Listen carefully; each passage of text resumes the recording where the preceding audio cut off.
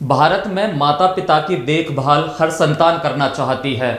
खासकर अगर middle class family की बात की जाए तो उनके लड़के तो इसलिए जल्दी जवान होना चाहते हैं कि वो अपने पिता के बोझ को हल्का करना चाहते हैं।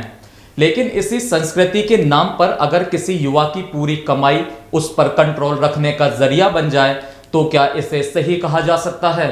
यही सवाल आज के कई युवाओं के मन में उठ रहा है।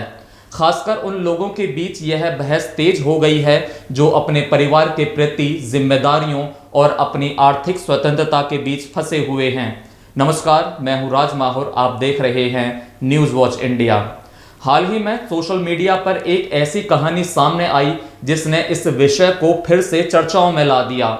रेडिट के आर कोलकाता पेज पर एक 26 वर्षीय युवक ने अपने दर्द को शेयर किया। उसके अनुभव पढ़कर कई लोगों ने इसे पेरेंटल कंट्रोल के बहाने बढ़ती आर्थिक दखल अंदाजी का उदाहरण बताया। उस युवक ने लिखा कि मेरी उम्र 26 साल है और मैं हर महीने 30,000 रुपये कमाता हूँ, लेकिन सैलरी मेरे खाते में आते ही पिता पूरा पैसा अपने पास रख लेते हैं। मेरे पर्सनल खर्चे के लिए भी कुछ भी नहीं बचता।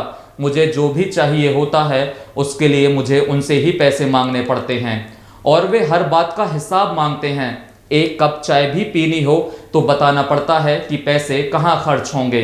उसने बताया कि वह घर में किसी तरह की कलह ना हो इसलिए चुप रहता है, लेकिन अब अंदर ही अंदर डर बढ़ने लगा है कि बिना अपनी बचत के वह भविष्य में क्या करेगा।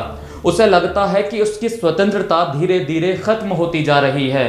वह समझ नहीं पा रहा कि परिवार की इज्जत बचाने के नाम पर वह अपनी इच्छा और हक कब तक कुर्बान करता रहे। पोस्ट वायरल होते ही कई लोगों ने इस पर जमकर अपनी प्रतिक्रिया दी है।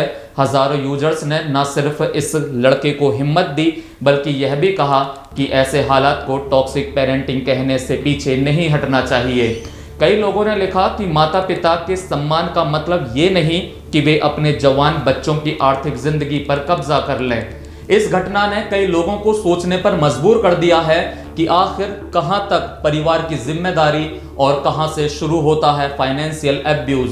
समाज अक्सर यह मान लेता है कि माता पिता जो करते हैं वह सही ही होगा, लेकिन सच्चाई ये है कि माता पिता भी इंसान हैं और कभी कभी उनकी मान्यताएं या व्यवहार बच्चों के लिए नुकसानदायक हो सकते हैं। आप इस कहानी के बारे में क्या सोचते हैं, हमें कमेंट करके ज़रूर बताइए।